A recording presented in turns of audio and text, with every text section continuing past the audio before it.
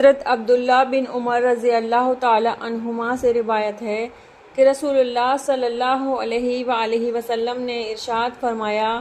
کیا تم جانتے ہو کہ اللہ تعالیٰ کی مخلوق میں کون سب سے پہلے جنت میں داخل ہوگا؟ صحابہ رضی اللہ تعالی عنہ نے عرض کیا، اللہ تعالیٰ اور ان کے رسول ہی زیادہ جانتے ہیں۔ ارشاد فرمایا، سب سے پہلے جو لوگ جنت میں داخل ہوں گے وہ غریب اور نادار مہاجرین ہیں،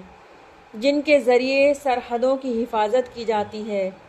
مشکل کاموں میں انہیں آگے رکھ کر ان کے ذریعے سے بچاؤ حاصل کیا جاتا ہے۔ ان میں سے جس کی موت آتی ہے اس کی حاجت اس کے سینے میں ہی رہ جاتی ہے اور وہ اسے پورا نہیں کر پاتا۔ اللہ تعالیٰ قیامت کے دن فرشتوں سے فرمائے گا، ان کے پاس جا کر انہیں سلام کرو۔ فرشتے تعجب سے عرض کریں گے، اے ہمارے رب، ہم تو آپ کے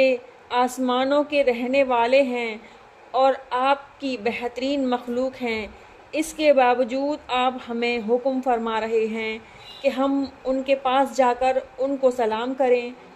اس کی کیا وجہ ہے؟ اللہ تعالیٰ فرمائیں گے، اس کی وجہ یہ ہے کہ یہ میرے ایسے بندے تھے جو میری عبادت کرتے تھے، میرے ساتھ کسی کو شریک نہیں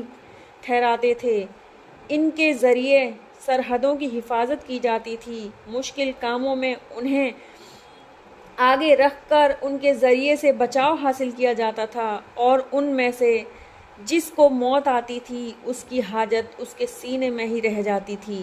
وہ اسے پورا نہیں کر پاتا تھا۔ چنانچہ اس وقت فرشتے ان کے پاس ہر دروازے سے یوں کہتے ہوئے آئیں گے کہ تمہارے صبر کرنے کی وجہ سے تم پر سلامتی ہو، اس جہاد میں تمہارا انجام کیا ہی اچھا ہے۔